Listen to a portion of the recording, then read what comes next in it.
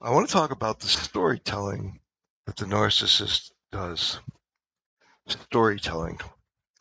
I'm going to say that I'm going to count on my fingers. April, okay, so May, June, July, August.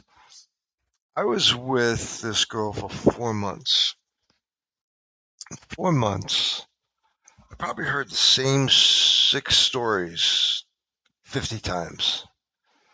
And mind you, this is a girl that likes to say in a conversation when she's either being caught lying or thinks she's going to get caught lying or lied and doesn't want to continue the conversation because it's a lie.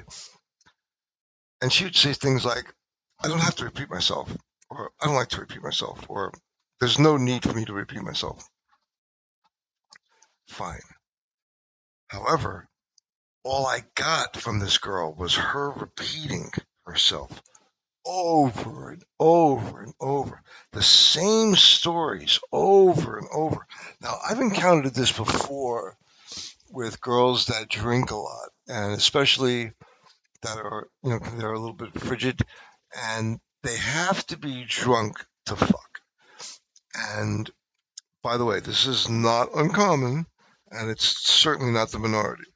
But they get to a certain point. A lot of them like to dance, by the way. That's another story. So they get to a point where they're drinking, and I guess there must be some sort of a stunted growth port that we encounter because I was getting the same stories over and over. By the way, these stories were never interesting at all. They were always some part of her past life, and an important part of it was left out, so I wouldn't actually know the truth about her. Mostly that she had all these lesbian experiences and that she was a little bit more of a slut than she wanted to admit. But okay, I can get where a girl doesn't want to disclose all that, but you got to know that the story doesn't make sense unless you admit you're a bit of a slut. I mean, so anyway, I want to focus on the story now. These stories, they never make sense. The person that's telling the story is very animated. And when they're animated, they're acting. So they don't even know they're acting.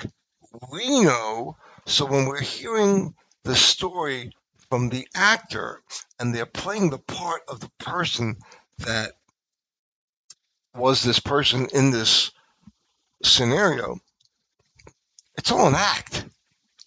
Now, the problem is they think we believe them. And because they think we believe them, they think we're idiots.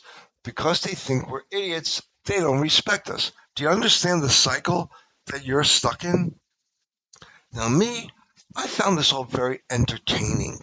And I really didn't have a horse in the race, if you will. I wasn't deeply in love with this girl. She didn't have the physical accoutrements that would cause me to want her. This was not easy. So I just want to start off this particular portion of the storytelling narcissist with when you start hearing stories, especially the ones you hear over and over, and you see animation, they don't know that that animation is the indication that they're completely shit. So I want everyone to know that when you're dealing with a toxic narcissist or covert narcissist or borderline personality or cluster B or whatever they want to call themselves, what they basically are lying people that lie because they have to lie because their lives are really just not that interesting. And they have to try to make their life more interesting. And by the way, cheating, lying, stealing, none of that makes them more interesting. It just makes them lying, cheating Steelers and not the Pittsburgh. So please leave comments. Let's get this discussion going. I appreciate all the people that listen to the things I have to say. I hope I'm not boring. And please leave your experiences with your storytelling, narcissist, because I've got so many, I don't know where to start. Okay, thanks.